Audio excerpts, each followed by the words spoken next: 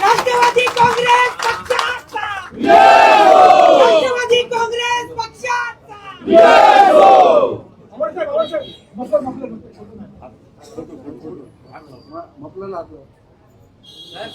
मोदी साहब आगे बढ़ो, हम तुम्हारे साथ हैं। पवार साहब आगे बढ़ो, हम तुम्हारे साथ हैं। प्रधान आगे बढ़ो, हम तुम्हारे साथ हैं। महाराष्ट्राचा बुलंद आवाज शरद पवार, शरद पवार। राष्ट्रवादी काँग्रेस पक्षाचा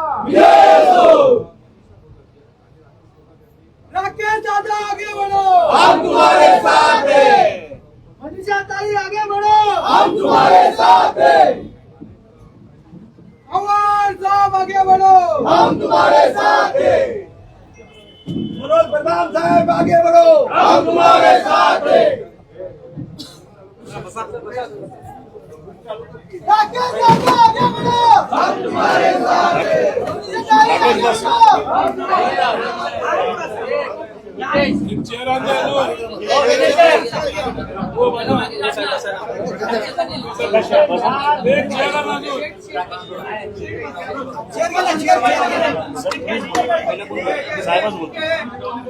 साहेब असताना मी बोलत होतो.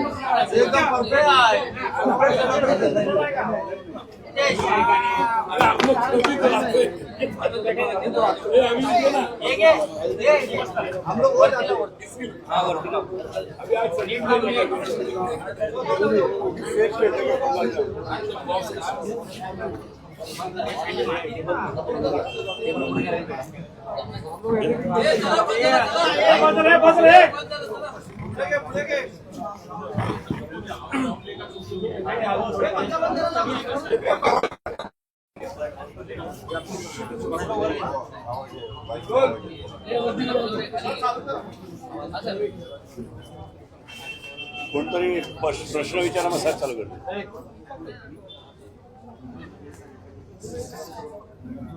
चला विचारा.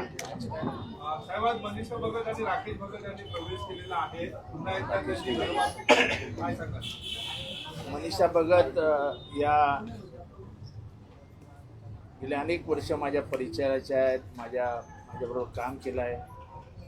मध्यंतरीच्या काळामध्ये एका वेगळ्या मार्गावर गेल्या होत्या, पण आज परत एकदा त्यांनी मार्ग बदलून मुंबऱ्यामधल्या जाती धर्माचं राजकारणला मुठमाती देण्यासाठी आणि विद्वेषाच्या राजकारणाला तिलांजली देऊन, सोडचिठ्ठी देऊन आज त्यांनी परत धर्मनिरपेक्षतेचा मार्ग पकडलेला आहे.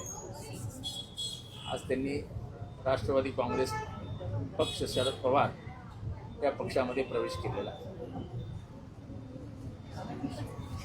महाविकास आघाडीच्या जागावाटपाचा निर्णय कधीपर्यंत होईल आणि कशा प्रकारे चालू आहे, चर्चा चालू आहे. आज तारीख 19 आहे, अजून खूप दिवस आहे. थोडंसं एक सांगायचं, जो प्रश्न विचारला त्यात थोडासा बदल करायला हवा, कारण काय राकेश हा राष्ट्रवादी शरदचंद्र पवार पक्षातच होता आणि मनीषा तिथे होती. हा एक बदल तुम्ही फक्त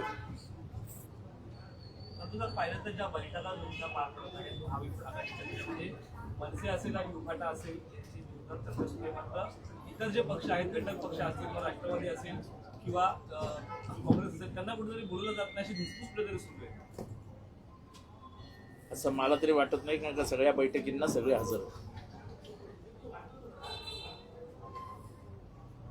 सर, शिवसेना आणि भाजपामध्ये जी सध्या हे चालू आहे त्याच्यामध्ये युती नको म्हणून त्यांच्यामधून सुरू आहे. त्यांचे जर नाराज महाविकास आघाडीमध्ये आले तर त्यांना सामावून घेणार. राजकारण असं झालं तर आत्याबाईला मिशा असत्या तर काका म्हटलं असतं. ह्याच्यावर चालत नाही. वेळ येईल तो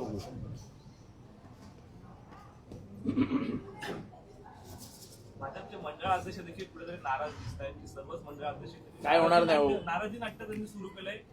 काही होणार नाही. देवेंद्र फडणवीसांचा एक निरोप येईल, सगळे घरात जाऊन बसतील. भाजपची कोंडी होईल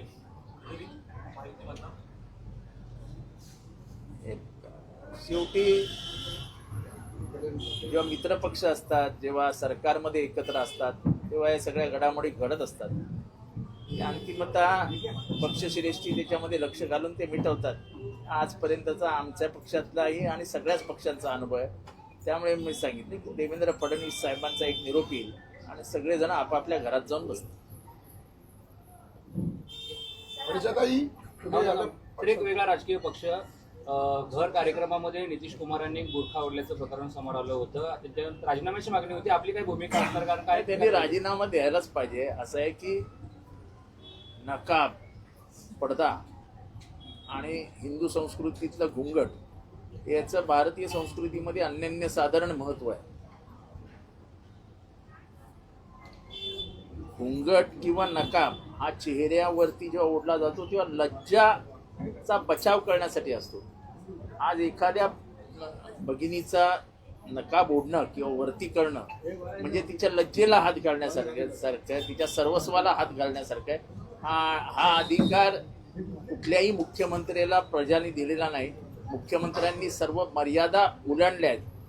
बिहारी भाषेत बोलायचं झालं तर नितीश कुमार सटिया गए आहे. ते वेड्यासारखे वागले आणि म्हणजे संपूर्ण स्त्री जातीचा, भारतीय संस्कृतीचा अपमान त्यांनी केलाय आणि वागणे योग्य नाही. महासंघाच्या मुंबईमध्ये राष्ट्रवादी काँग्रेस अजित पवार गटाला शिवसेना आणि भाजपने बाजूला ठेवलं. ठाण्यामध्ये काय केलं? ठाण्यामध्ये ते त्यांचा प्रश्न आहे, त्यांचा पक्ष आहे, तर त्यांचं ते बघतील. आम्हाला काय करायचंय? सर, काही ठिकाणी दोन्ही राष्ट्रवादी लढण्याची चर्चा आहे, एकत्र लढण्याची, त्यावर तुमची भूमिका काय असणार? माझ्याशी तरी अशी काही चर्चा झाली नाही आणि माझ्यापर्यंत अशी चर्चा आलेली नाही.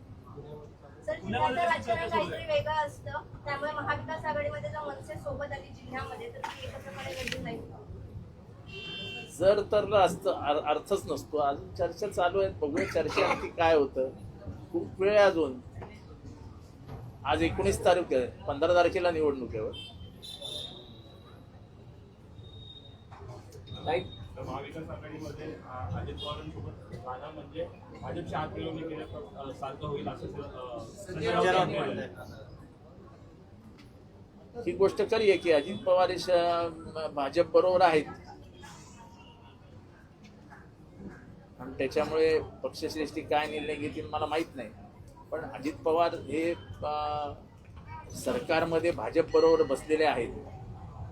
त्यांच्यामुळे त्यांना त्याच्यातनं बाजूला करणं हे राजकीय दृष्ट्या शक्यच नाही. मॅडम काय सांगाल? तुम्ही पुन्हा घर वापसी केलेली आहे, काय पुढचं प्लॅनिंग असणार आहे, काय पुढचं नियोजन असणार आहे? साहेबांचे हात गोलगट सांगितले.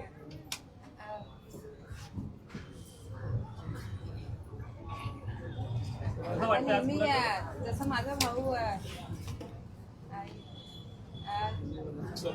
पवार साहेबांच्या गटामध्ये होता आणि मी या गटात होती, तर नेहमी सर्व बोलायचं भाऊ तिकडे, बहीण इकडे, कोण बोलायचं बहीण तिकडे, भाऊ इकडे, म्हणून काही विषयच नको म्हणून आपले मनोज दादा माझे मोठ्या भावासारखे आणि साहेब आवडसाहेब हे भाऊ आहे, त्यांनी मला बोलले दादांनी, तेव्हा मला त्याला काहीतरी एक म्हणजे जे काय होतं ते निर्णय घेतला आणि विषयच आता ते संपून टाकले. म्हणजे माझ्या जे काय सोबत महिला आहेत त्यांना पण हे कुठेतरी होतं की ताई आम्ही दादाबरोबर जायचं का नाही का तुझ्याबरोबर. पण आता जर आम्हीच एक झालोय तर आता त्यांना पण तेवढी खुशी आहे, महिला पण खुश आहेत आणि आपल्या वाड्यामध्ये असल्या सर्व पब्लिक खुश झालेली आहेत. काहींना निधीचं आम्ही दाखवलं जातं, काहींना कामाचं आम्ही दाखवलं जातं. तुम्हाला कशाचं आम्ही दाखवून आलं होतं का? पुन्हा आता तुम्ही या ठिकाणी आलं खरं बघायला तर या सत्ताधाऱ्यांमध्ये अनेक परिस्थिती सुरू आहे. एक हा प्रश्नाचं उत्तर मी देऊ का जरा? असं आहे, निधीचं आमिष यांना काय दाखवणार? तुम्हाला मी 100 फोटोग्राफ दाखवतो. राकेश रोज स्वतःच्या पैशानेच कामं सुरू करून टाकतो. अशा माणसाला तुम्ही पैशाचं काय आमिष दाखवणार आणि निधीचं काय आमिष दाखवणार? 100 फोटो दाखवतो, गल्लोगल्ली त्यांनी स्वतःचीच कामं सुरू करून टाकली. तो वाटच बघत नाही निधीसाठी. लोक त्याच्याकडे पोचली, हा काम सुरू करतो.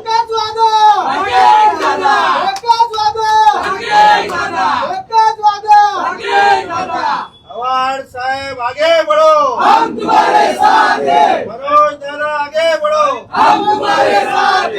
पहिल्यांदा भाजपचे आणि सेनेचे युती होते, त्यामुळे भाजपचे जे इच्छुक उमेदवार आहेत ते गेल्या अनेक वर्षांपासून तयारीमध्ये होते, त्यांची कुठेतरी कोंडी होते. शिवसेनेचं देखील पाहिलं तर त्यांची देखील तेच म्हणणं आहे की जे राष्ट्रवादीचे नगरसेवक आहेत ते सेनेमध्ये आल्याने कुठेतरी त्यांची संधी कुठेतरी हुकलेली आहे. तर ज्यांची संधी हुकली अशा हा सगळा विचार आधी करायला पाहिजे होता. शिवसेनेने इतकं इनकमिंग करून घेतलंय की त्याला काय, म्हणजे मी नेहमी कळव्यामध्ये बोलत असताना म्हणायचो की कळव्यामध्ये सीटा किती आहेत समजत नाही, 41 सीटा वाटाव्या लागतील. शिवसेनेने इतके इनकमिंग केले आहेत की एकेका वार्डामध्ये 7-7 जणांना प्रवेश देऊन ठेवते. तिकीट 4, इच्छुक 8, तिकीट कुणाला देणार? ते पण आमच्याकडे सत्ता आहे, आम्ही काही करू शकतो. भाजपमधील किंवा शिवसेनेमधील अनेक घरवापसी केलं तसं कळव्यातले काय घरवापसी पुन्हा करणार आहेत का? संपर्क तुमचे आहेत तर काही नगरसेवक वगैरे आणि ते आले तर तुम्ही त्यांना घेणार का? तर सगळंच टीव्हीवर सांगायला लागलो तर मग हाच शिवसेना डीएनए मात्र अनेक लोक तुमच्या तिकडे गेले का येणाऱ्या काळात डीएनए जुळेल का? राष्ट्रवादीचा डीएनए राष्ट्रवादी शरदचंद्र पवार पक्षाला मानला होता, म्हटलं अनेक लोक शिवसेनेत गेलं का येणाऱ्या काळात हे आता पूर्वी रक्तगट मानला जायचा, ए पॉझिटिव्ह, बी निगेटिव्ह, सी काय.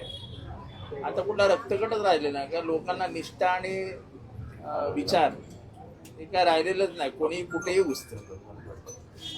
पैसा दिसला, थोडी संधी मिळेल असं वाटलं की लाईन लावून घुसून जायचं. त्यामुळे राजकारणाचं सध्याचं चारित्र्यच बदललेलं आहे आणि हे चारित्र्य बदलल्यामुळे अनेक प्रामाणिक कार्यकर्त्यांची घुसमट होते आणि ही घुसमट महाराष्ट्राच्या राजकीय हितासाठी वाईट आहे. दोन्ही मुलांचं म्हणणं आहे की मी स्वबळावरती लढणार आहे. पाहिलं गेलं तर जे राजकीय सत्ताधारी आहेत त्यांनी भ्रष्टाचार केला होता महापालिकेमध्ये, 23 वर्ष हे त्या संदर्भात आवाज उठवतोय. त्यावेळेच्या राष्ट्रवादी मात्र जेव्हा ते आमदारकीला उभं राहिले तेव्हा त्यांना कळलं का हे सत्ताधारी भ्रष्टाचारी आहेत. त्यांनी आपल्या मालकाला जाऊन सांगावं की सत्ताधारी भ्रष्टाचारी आहेत म्हणून, की एकनाथ शिंदे भ्रष्टाचारी आहेत. ते त्यांनी जाऊन अजित पवारांना सांगावं आणि मंत्रालयापुढे आंदोलन करावं की एकनाथ शिंदे 1 नंबरचे भ्रष्टाचारी आहेत, असं त्यांनी जाहीर वक्तव्य करून दाखवावं.